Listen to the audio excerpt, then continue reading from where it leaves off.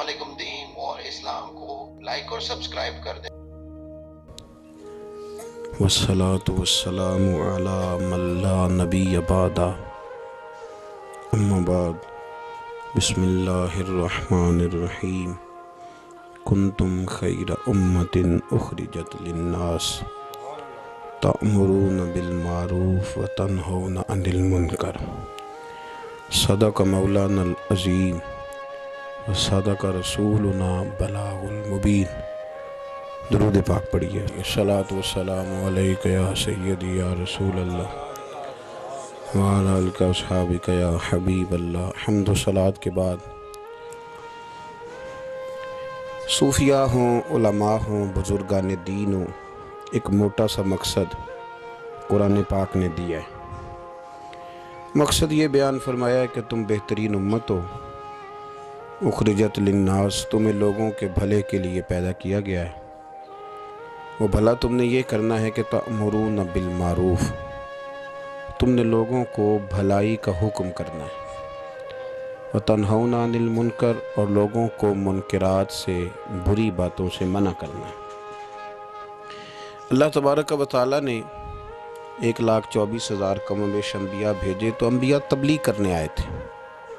مقصود تبلیغ ہے، مقصود دعوت دینا ہے، مقصود پیغام دینا ہے۔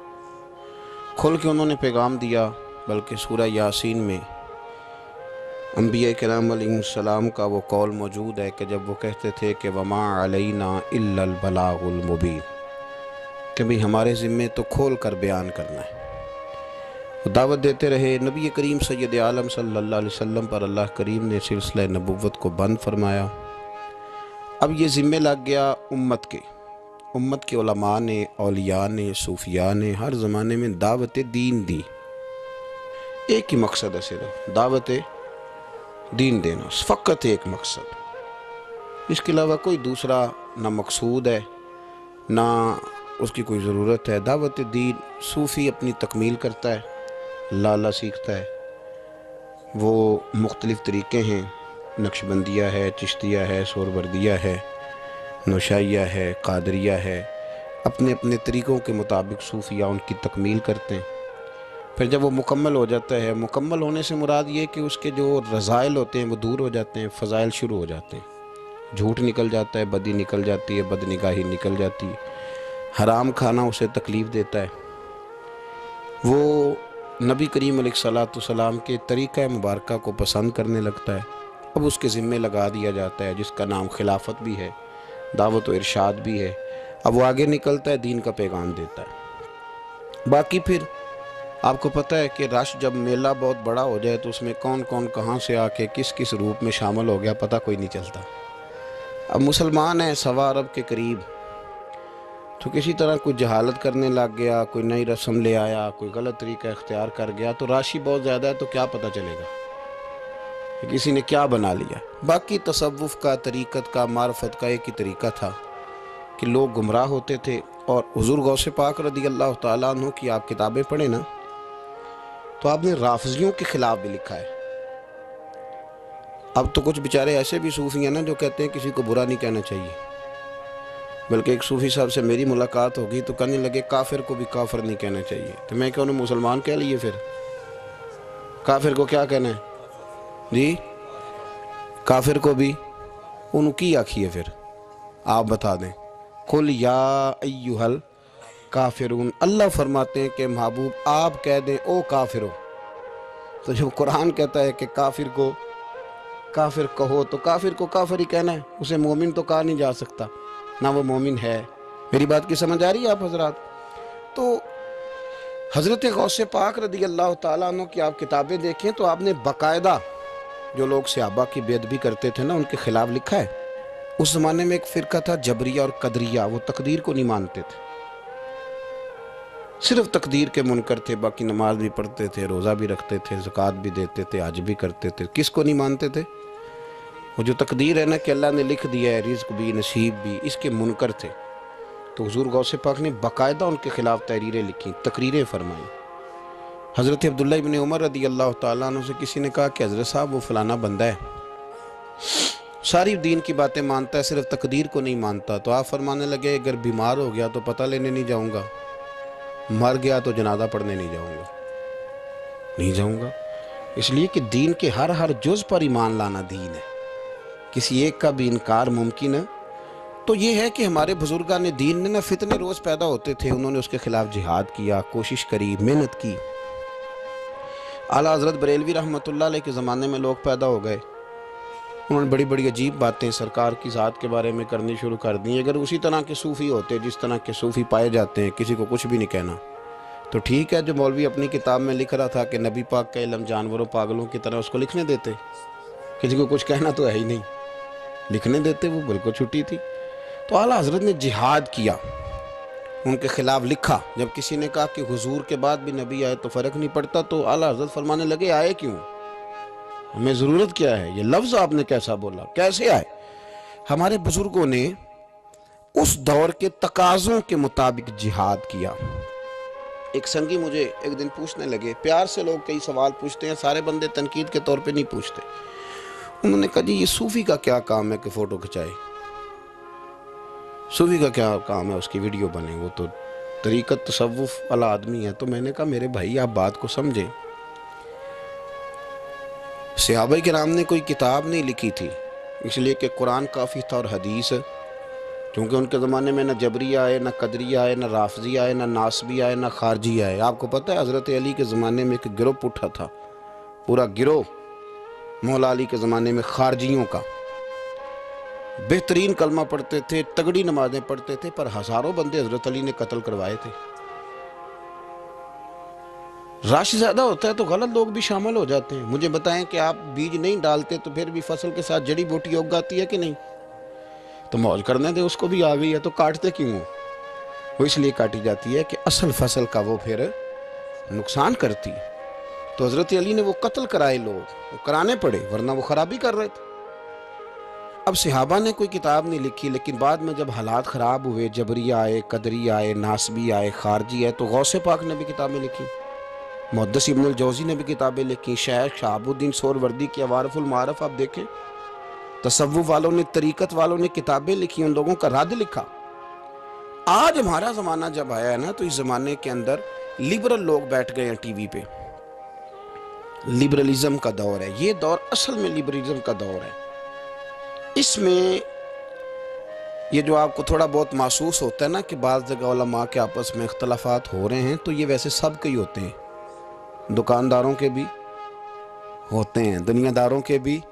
ان جیوے کہ اپنی گل کوئی نہیں کردا جی، اپنی گل کوئی بندہ اپنی بات نہیں کرتا، کیونکہ اپنی طرف اس کی نظر نہیں نہ ہوتی، نظر سامنے ہوتی ہے، تو سامنے والے کی بات کرنا بھی ویسے بھی ایزی ہوتا ہے. تو اسی طرح مولوی بھی، میں بھی کہتا ہوں کہ سیاستدانوں نے بیڑا غرق کر دیا ہے، کیونکہ میری بھی نظر سامنے ہے، اپنے اوپر تو ہے ہی نہیں. تو میرے بھائی، ہمارا جو دور ہے نا، اس دور کے اندر لوگوں نے ٹی وی پہ بیٹھ کے، میڈیا پہ آ کے کہنا شروع کر دیا کہ اسلام تو کوئی سختی نہیں کرتا، عورتیں بلا حجاب بھاگیں، گلیوں میں آئیں، جو مرضی کریں. نے کہنا شروع کر دیا کہ اسلام جو ہے وہ کوئی معاذ اللہ تعالیٰ کسی کو پابند نہیں کرتا، وہ جو مرضی کرے. لوگ دین کا نام لے کے دین کا حلیہ بگاڑنے لگے. پینٹ شرٹ والے مولوی آ گئے مارکیٹ میں، پینٹ شرٹ والے، بڑا حالات خراب ہونے لگے. تو اب مجبوری ہے کہ جس طرح کا دور ہوگا، جہاد بھی اسی طرح کا ہوگا. سرکار نے تلوار سے جہاد کیا ہے، توپ کوئی نہیں چلائی. اب آپ کہیں جی آپ توپ کیوں، آپ بندوق کیوں چلا رہے ہیں، حضور کی سنت کے مطابق چلیں. تو میرے بھائی تب تلوار سے لڑائی ہوتی تھی، اب توپ سے ہوتی.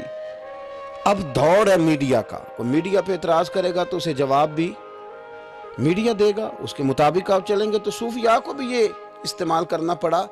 تو یہ باتیں آپ سمجھیں، صوفیاء کا ایک ہی مقصد ہے. ہمارے زمانے میں نا جو کام نہیں نہ ہو رہا وہ دین کی دعوت ہے. کیوں بھلا؟ اس لیے کہ لوگ تنقید کرتے ہیں، ہر بندے پہ ہی کرتے ہیں. وہ الگ بات ہے کہ میں محسوس زیادہ کر لوں، آپ محسوس زیادہ کر لیں، ورنہ ہر بندہ ہی تنقید کی زد میں، ہر بندہ وہ جس شعبے سے بھی تعلق رکھتا ہے. میرے بھائی، ایک ہی مقصد ہے ساری طریقت کا، وہ ہے دعوت دین، دعوت بے نمازی کو نماز کی دعوت، شریعت کے باغی کو شریعت کی دعوت. کبھی آپ نے یہ نہیں سنا ہوگا کہ مولوی ہڑتال پہ ہیں تو مسجدوں میں جمعہ نہیں ہوگا آج، کبھی سنا ہے؟ ڈاکٹر ہڑتال پہ جاتے ہیں کہ نہیں؟ وکیل، ٹرینوں والے، مولوی صاحب کبھی گئے ہوں کہ آج مولویوں کی ہڑتال ہے؟ اللہ کے فضل سے کبھی آپ نے نہیں سنا ہوگا، کبھی ایسا نہیں ہوا۔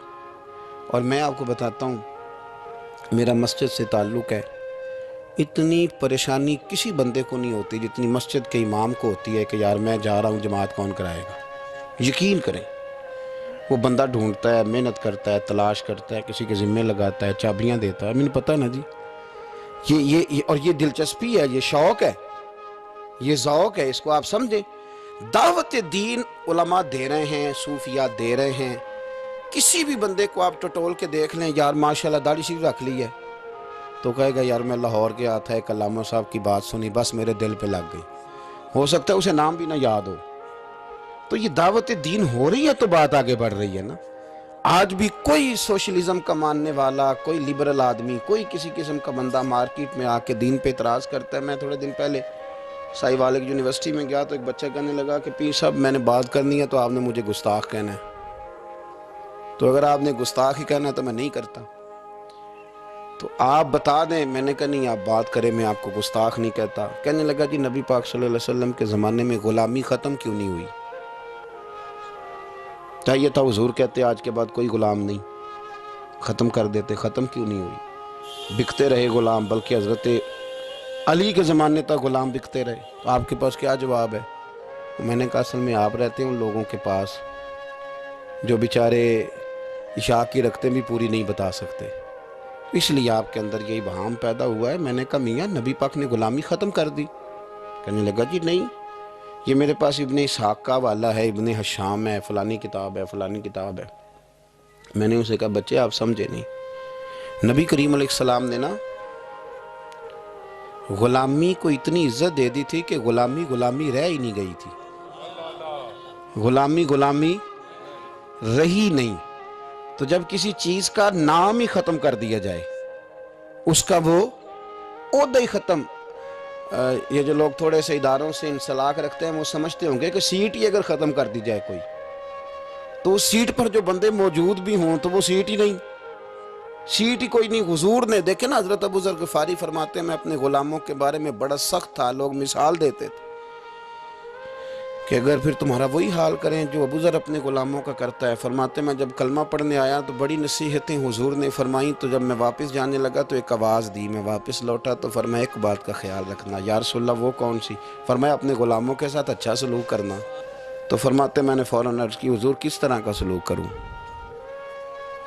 کس طرح کا؟ تو یہ ابن ماجہ میں، ابو داؤد میں، نسائی میں، مسند احمد میں، کیا خوبصورت انداز ہے۔ یہ جو بڑے انسانی حقوق کی تنظیموں پہ بات کرنے والے نا، پورے یورپ میں شور مچانے والے، وہ بڑے حقوق بیان کریں گے، سیمینار کریں گے، چارٹر لکھا جائے گا، ڈبیٹ ہوگی، ایوان اقبال میں سیمینار ہوگا، فلانی جگہ ہوگا، کچھ پلے نہیں پڑے گا۔ میرے نبی کے 2 جملے، ختم ہو گئی ساری باتیں۔ رسول کریم علیہ السلام نے فرمایا جس طرح کا خود کھانا اس طرح کا غلاموں کو کھلانا، جس طرح کا خود پہننا اس طرح کا غلاموں کو پہنانا۔ ختم ہو گئی بات۔ او یار تھوڑا سوچے، میں نے بات کر دی، آپ نے سن لی، ذرا غور کریں۔ جس طرح کا خود کھانا، بلاؤ نا وہ حاجی صاحب جڑے بڑے نیک نے، جن دے کپڑے آپ پاندے نے ان دا ملازم بھی انج دے ہی پاندا ہے۔ بلاؤ نا وہ سیٹ جو بڑی تقریریں کرتا ہے غریبوں کے حق میں، جس طرح کا خود کھاتا ہے غلام بھی اسی طرح کا کھاتا ہے۔ لیکن وہ عمل کرنے والے لوگ تھے، انہوں نے پھر عمل کر کے دکھایا۔ مولا علی شیر خدا کرم اللہ تعالی وجہ الکریم۔ ایک بات اور کر دوں، چلو آ گئی۔ حضرت علی کا ماننے والا جب مجھے جاہل ملتا ہے نا کوئی کہتا میں حضرت علی کا ماننے والا ہوں، تو میں انہوں کہنا تیری مہربانی کسی درس گاہ داخل ہو جا۔ اتنے بڑے عالم کا ماننے والا اور تیرا حال کیا ہے؟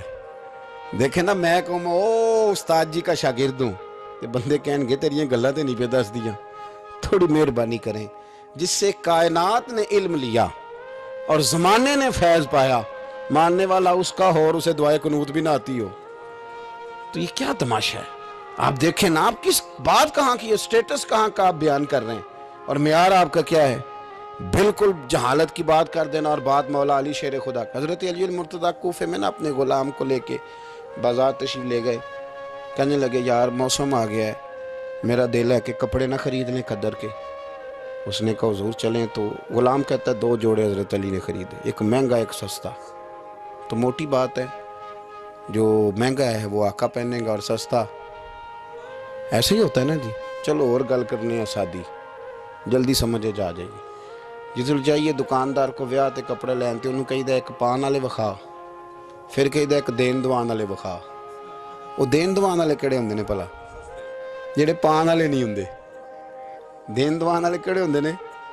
ایک وہ دے جڑے پانے والے نے, ایک وہ دے جڑے دینے والے نے. یہ دینے والے وہ ہوندے نے جڑے پان والے, ہاں جی وہ والے دکھا.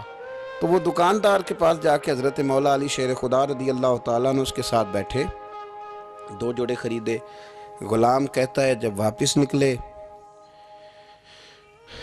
تو حضرت علی رضی اللہ تعالیٰ نے وہ دونوں جوڑے, چونکہ میں غلام تھا میں نے پکڑے ہوئے تھے, سمجھ لیں کہ وہ تھیلا کپڑوں کا میرے ہاتھ میں تھا. فرماتے ہیں شیر خدا کا گھر آ گیا, میرا بھی غریب خانہ آ گیا. اب ہم نے جدا ہونا تھا تو ڈیفینیٹ بات تھی, طے تھا کہ یہ پتلا جو ہے اور کم قیمت کا جوڑا میرا ہے. تو کہتے ہیں حضرت علی شیر خدا رضی اللہ تعالیٰ عنہ نے مجھے کہا کہ میرا جوڑا دے دو. تو میں نے وہ کپڑا جو مہنگا تھا وہ ان کی طرف بڑھایا, تو انہوں نے سستے کپڑے پہ ہاتھ ڈالا. فرمانے لگے یہ تیرا ہے. اور وہ پیر صاحب بھی ایسے کر سکتے ہیں ویسے کبھی کبھی, ہاں ان کے لیے بھی جائز ہے, کوئی منع ان کے لیے بھی منع. ہاں جی, نذرانہ لینا بھی سنت ہے اور کبھی کبھی غریب مرید کو دینا بھی سنت ہے. یہ بھی سرکار کے دین میں بات موجود ہے. بلکہ حضرت شیخ شہاب الدین سہروردی سے کسی نے کہا نذرانہ کس کو کہتے ہیں؟ فرمایا امیر سے لے لینا اور غریب کو دے دینا, اسی کا نام نذرانہ ہے. حضرت مولا علی شیر خدا کے اس غلام نے جب مہنگا جوڑا اپنے پاس دیکھا اور سستا حضرت علی کی طرف دیکھا تو اس نے ایک جملہ کہا. پھر حضرت علی نے جواب دیا, یہ ہے شیر خدا کی تعویل. ہم نا جب بچوں کو سبق پڑھاتے ہیں نا مدارس میں, تو پہلے اعتراض قائم کرتے ہیں پھر خود اس کا جواب دیتے ہیں. تو 2 قسم کا جواب ہوتا ہے, ایک الزامی ہوتا ہے, ایک تحقیقی ہوتا ہے. کئی دفعہ ہمارے بچے مطمئن نہیں ہوتے, وہ کہتے ہیں جی میں نہیں مطمئن ہوا, جواب دوبارہ دیں. لیکن حضرت علی تھے نا, غلام نے اعتراض قائم کیا, اس نے ایک جملہ کہا, کہنے لگا حضور یہ سستا جوڑا مجھے دے, مہنگا آپ نے. فرمایا کیوں؟ کہنے لگا اس لیے کہ آپ آقا ہیں اور میں غلام ہوں. اب شیر خدا کا جواب سنے شیروں والا. فرمانے لگے نہیں میاں, مہنگا تو پہن اور سستا میں پہن کو. کہنے لگا کیوں؟ فرمانے لگے اس لیے کہ میں بوڑھا ہوں تو جوان ہے, میں بوڑھا ہوں تو جوان جو ہوتے ہیں وہ پہنے کپڑے اچھے مہنگے, میرا تو بڑھاپا ہے. وہ شخص کہتا ہے کہ میرے پاس اس بات کا جواب ہی کوئی نہیں تھا, کوئی جواب. اتنی بڑی بات کر دی. فرمانے لگے یہ مہنگا ہے, یہ جوان کوئی آدمی پہنے, میں بوڑھا ہوں. میں تو دعوت دین فقط مقصد صوفیاء کا. آج بھی دین کے حوالے سے جو تشریحات, آج نہ لوگ دین کے خلاف نہیں بولتے, کوئی بندہ آپ کو ایسا نہیں ملے گا, کوئی بھی.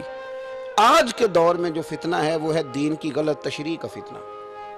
غلط تشریح, ٹی ویوں پہ لوگ بیٹھ گئے, وہ تشریحات غلط کر رہے ہیں. ہر بندہ کہے گا نبی پاک نے اپنے دشمنوں کو معاف کیا, آپ کہتے ہیں گستاخ کو پھانسی دینی. ہر بندہ یہ, اور آیتیں پڑھ کے سنائیں گے, وَمَا أَرْسَلْنَاكَ إِلَّا رَحْمَةً لِّلْعَالَمِينَ. حالانکہ انہیں یہ نہیں پتا کہ رحمت للعالمین نبی نے فرمایا ہے کہ اگر کوئی شراب پیے گا تو ہم اسے کوڑے ماریں گے, اور حضور نے کوڑے مروائے ہیں, اپنی آنکھوں کے سامنے سرکار نے کوڑے مروائے ہیں. رحمت للعالمین نبی نے. جہاد کی بات آئی ہے تو فرمایا اب قتال ہوگا, اب کافروں کی گردنیں کاٹی جائیں گی. ہر چیز کا ایک وقت ہوتا ہے. غلط تشریحات, جی حضور نے اپنے بے ادب کو معاف کیا, تو میں نے کہا نبی پاک نے بے ادب کو معاف کیا, کسی صحابی نے حضور کے بے ادب کو معاف نہیں کیا. آپ دین کی تشریح کو سمجھیں. اسی طرح کا معاملہ اور بہت ساری چیزوں کے ساتھ ہے. وہ کہتے ہیں جی وضاحت کے ساتھ فلانی شے کا ذکر نہیں آیا لہذا ہم کریں گے. پردے کے ساتھ بڑی بری حالت کر دی گئی ہے. عورتوں کا پردہ بالکل لوگوں نے, اور یہاں تک لوگ کہتے ہیں کہ جی چہرے کا پردہ ہی نہیں, دین میں تو آنکھیں نیچی کرنے کا حکم ہے. تو میں نے کہا ٹھیک ہے آپ آنکھیں نیچی کر لیں, کچھ کریں تو صحیح نا. اور مختلف قسم کی غلط تشریحات ہیں, توضیحات ہیں. کہتے ہیں جی پیر صاحب سے پردے کی کوئی ضرورت نہیں, اس لیے کہ پیر باپ کی جگہ پہ ہوتا ہے. باپ تو نہیں نہ ہوتا, جگہ پہ ہوتا ہے نا. مومنوں کی مائیں, قرآن کہتا ہے کہ یہ مومنوں کی مائیں ہیں. لیکن مومنوں کی ماں کے پاس جب ان کا بیٹا حضرت عبداللہ ابن مکتوم نابینا آئے تھے تو حضور نے فرمایا تھا عائشہ پردہ کرو. عرض کی حضور وہ تو نابینا، یہ رشتہ قرآن نے بیان کیا، یہ تو نابینا ہے. تو فرمایا تمہیں تو نظر آ رہا ہے. تو اس دور کے اندر جو لوگ دین پہ لیبل لگا کے نا، ایک دین پہ لیبل لگا کے کہ نہیں جی ادھر بھی گنجائش ہے، یہاں بھی مسئلہ ہے، یہ اب اس دور کا فتنہ ہے. جدت کے ساتھ بڑے بڑے ایسے اسکالر باقاعدہ ٹی وی پہ بٹھائے گئے کہ جنہوں نے کہا کوئی ضرورت نہیں، آپ یہاں تک میں سنتا ہوں کہ ایک نہ ہوگے تو گزارا ہو جائے گا. یہاں تک بھی میں سنتا ہوں کہ یہ آپ غلط تشریحات کر رہے ہیں. اور میں کیسے اسکالر کو بھی جانتا ہوں جو کہتا ہے کہ بس ٹھیک ہے، نکاح جب کسی شخص نے کسی کو قبول کر لیا تو نکاح ہی نکاح ہے، ایجاب و قبول کا نام نکاح ہے. تو بڑے بڑے فتنے، بڑی بڑی آزمائشیں، اور وہ طبقات جو حاوی ہیں، جو پاورفل ہیں، جو مالدار ہیں، جن کا تسلط ہے، وہ دین کو غلط انداز میں پیش کرتے ہیں، آزاد رہنا چاہتے ہیں. میں بڑی دیر پہلے کا کہہ رہا ہوں، پھر کہتا ہوں، میرے ملک سے لے کر پورے عرب تک، اب تو سعودی عرب کے اندر بھی عورتوں کو بڑی چھٹیاں مل گئی. وہ کہتے ہیں کہ ایک ہی بات ہے، ہمیں کوئی اعتراض نہیں، جس نے نماز پڑھنی ہے وہ نماز پڑھے، جس نے شراب کھانے جانا ہے وہ شراب کھانے جائے. یہاں تک کہ جب عورتیں نکلی تھیں یہاں ملک میں ریس لگانے کے لیے سائیکلوں پہ، تو اس وقت کے لبرل آدمی نے کہا تھا مولوی نہ دیکھیں، آنکھیں بند کر لیں. تو یہ فتنہ ہے اس دور کا، یہ اس دور کا مین مسئلہ ہے. لوگ آزاد ہونا چاہتے ہیں. آپ یقین کریں، ابھی لمبا نہیں وقت گزرا، یہ آپ جو سفید داڑھی والے بزرگ یہاں بیٹھے ہیں ان سے آپ پوچھ لیں کہ بہت شرم کی بات تھی کہ لڑکا یہ کہہ دیتا کہ شادی سے پہلے میں نے بیوی کو دیکھنا ہے. یہ خاصا حالانکہ جائز ہے، ایک نظر دیکھنا جائز ہے. اس پر بھی علماء نے قیود لکھی ہیں کہ دیکھے گا تو کیسے دیکھے گا، اس تشریح میں نہیں جاتا. لیکن اب وہی سارے لوگ، چار پیسے ان کے پاس آئے ہیں تو لڑکا لڑکی اکٹھے بیٹھ کے منگنی ہوتی ہے، ان کی میرج ہال میں سارا کچھ ہوتا ہے.